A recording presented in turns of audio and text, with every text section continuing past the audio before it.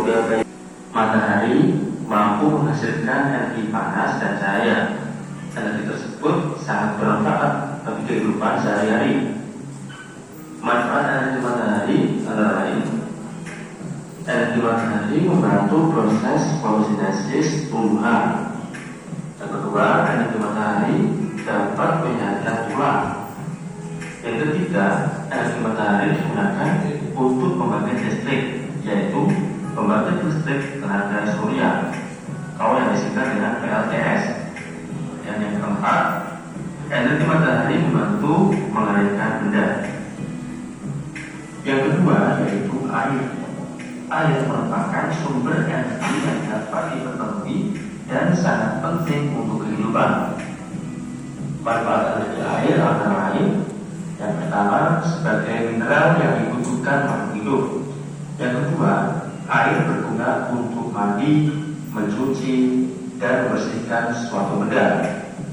Dan yang ketiga, asupan makanan yang baik dan cukup agar dapat melakukan berbagai aktivitas sehari-hari.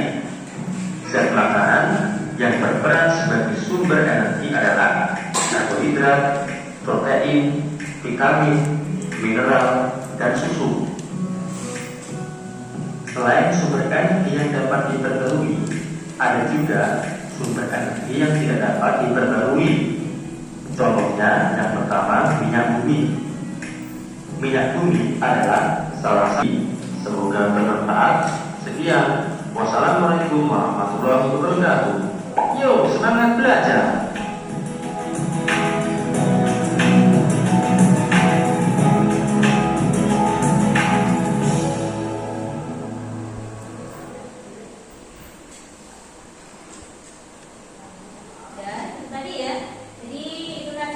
Tentang energi dan manfaat energi dalam kehidupan sehari-hari ya. Nah, sebelum kita bahas apa itu detailnya energi ya, kalian masih ingat tentang usaha dan gaya? Kalau nggak salah pelajaran SMP sudah pernah ya? Ada yang masih ingat apa itu gaya? Ya, bisa angkat kanan.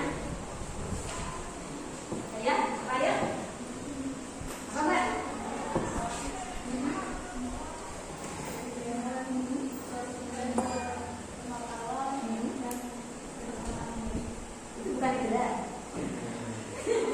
Yang gaya apa? Interaksi yang dapat menyebabkan sebuah benda dengan satu angin berbeda baik dalam dua arah maupun konstruksi geometris. Itu ya. Bisa dikatakan gaya itu adalah dorongan tarikan. Ya. Jadi sebagai contoh misalkan di sini saya menggeser kursi. Ini ya. Jika kursinya saya geser. Nah, yang terjadi adalah kursinya kan bergerak kan. Nah, jadi kursinya itu diberi gaya, yaitu gaya dorong. Nah, sekarang saya tanya, apakah kalian juga melakukan gaya atau mengalami gaya? Iya, yaitu gaya apa? Gaya gravitasi bumi, benar. Yang lain? Gaya, kalian duduk kan? Berarti mengalami gaya? Apa? Gaya? Kalian duduk berarti mengalami gaya apa? Gaya itu nggak harus bendanya bergerak ya. Jadi diam juga memiliki gaya. Yo, kalian mengalami gaya apa itu? Yang bisa? Kalian bisa? Kalian duduk itu ya, satu mengalami gaya gravitasi bumi. Kenapa? Karena semua benda yang ada di bumi itu pasti memiliki gaya gravitasi bumi. Karena gaya gravitasi bumi itu kan dimiliki oleh bumi. Yang kedua, gaya normal. Gaya normal itu adalah gaya yang berada di atas. Ya. Terus yang ketiga yaitu gaya berat. Gaya berat itu adalah gaya yang berlawanan dengan gaya normal. Jadi bisa dijelaskan seperti ini dulunya. Jadi ini misalkan kursi ya. Gambar kursi bisa. Ini gambar kursi ya. Di sini orangnya. Nah, ini. Jadi orang itu memiliki gaya normal sebesar n dan memiliki gaya berat sebesar w. Ya, nah kursi ini juga memiliki gaya normal. normal sebesar N dan gaya berat sebesar V.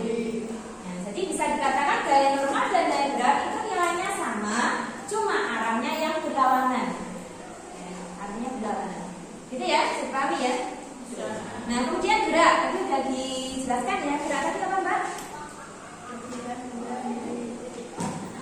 Ya, jadi perpindahan benda dari posisi awal ya ke posisi akhir. Jadi bisa dikatakan gerak ini adalah terjadi perubahan posisi. Jadi kalau bendanya itu tidak terjadi perubahan posisi, berarti bukan gerak. Ya, sebagai contoh misalkan saya gini. Kalau dikatakan sederhana berarti gini. Nah, berarti kan posisi saya dari awal ke akhir terjadi perpindahan kan, berarti ini gerak. Tapi kalau saya cuma gini-gini ya, nah ini bukan gerak. Karena posisinya saya tetap di sini. Jadi tidak mengalami perubahan posisi di awal. Jadi ya, bisa dipahami ya? Nah, sampai saja ini.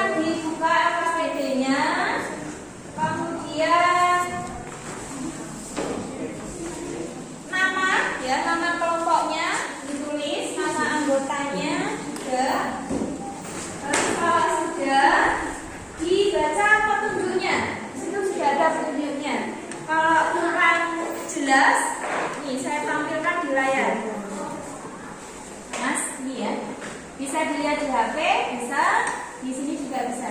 Jadi tujuannya untuk kali ini diskusinya itu pertama, kalian harus bisa membedakan massa dan energi. Ya, tadi udah dibahas di awal ya. Terus yang kedua, kalian bisa menyebutkan perubahan energi. Tapi untuk menempelkannya, jadi nanti setelah diskusi hasilnya itu nanti ditempelkan di depan.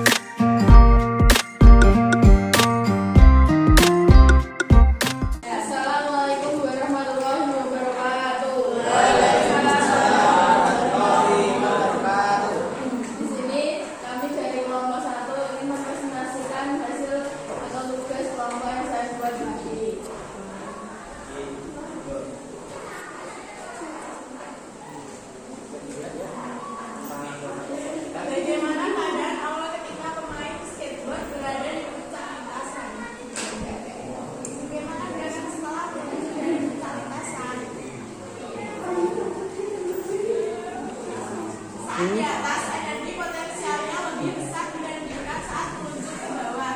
Energi potensial menjadi energi kinetik. Pertanyaan kedua, energi apa yang terlibat pada keadaan tersebut? Ada 3 energi, yaitu energi potensial, energi kinetik, dan mekanik. Energi potensial yaitu EV sama dengan MGH. Energi kinetik EK sama dengan 1/2 mv 2 kuadrat dikurangi 1 2 mv 1 kuadrat. Energi mekanis BM sama dengan Ohmsta.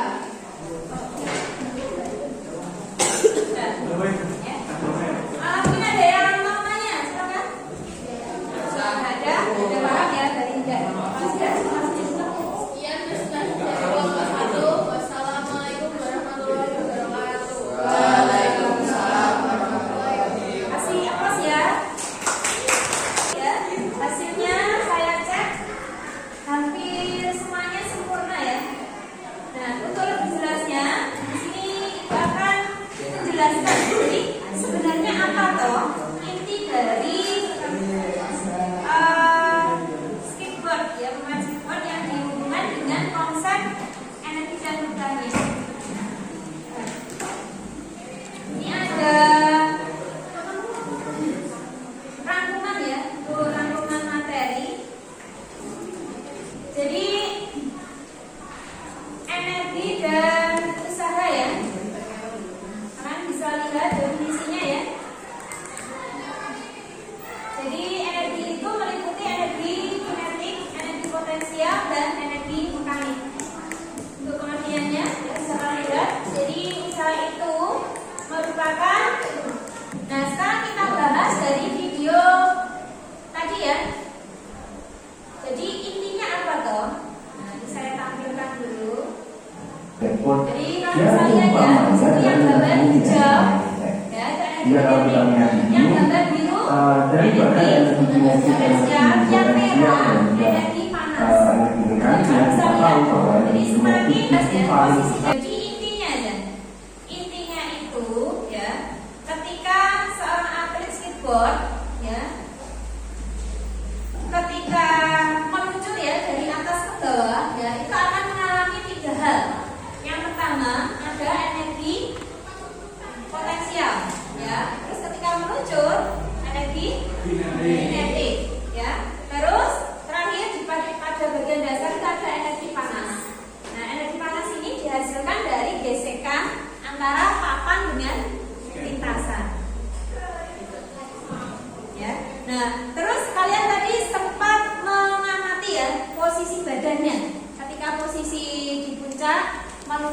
biasa. Nah itu posisinya ketika di puncak posisinya beda. Tegak atau agak lurus? Nah lurus. Tujuannya apa?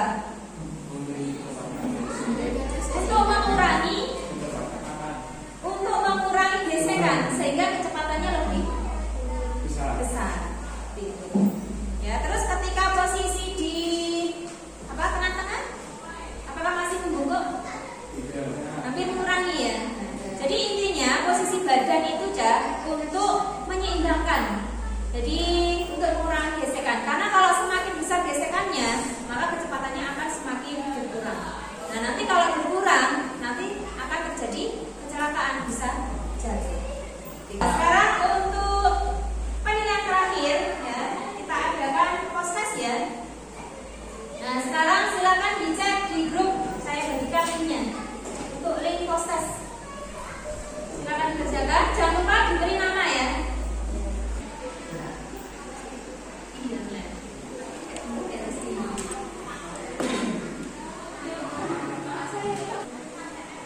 Nanti untuk hasilnya itu saya umumkan di pertemuan berikutnya ya. Jadi nanti yang nilainya kurang, ya, kurang dari KKM, untuk KKM-nya 76 ya.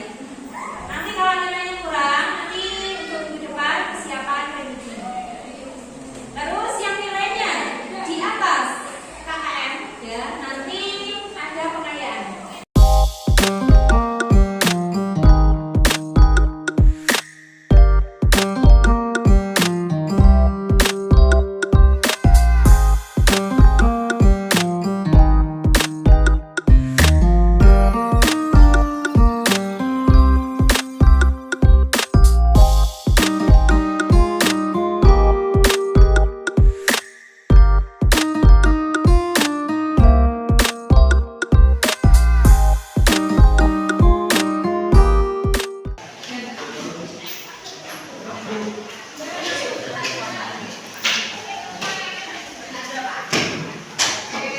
Nah ya, terima kasih semuanya sudah selesai ya. Di pelajaran kali ini ya kita tutup ya. Kita tutup bersama-sama. Nggak ada yang ditanyakan loh? Ya. Jadi nanti di pertemuan berikutnya nanti persiapan ya untuk ability sama pengayaan. Ya nanti saya share di grup untuk nilainya ya, biar kalian persiapan ya. Nah sekarang udah dulu ya. Silakan. Siapa berdoa? Berdoa mulai.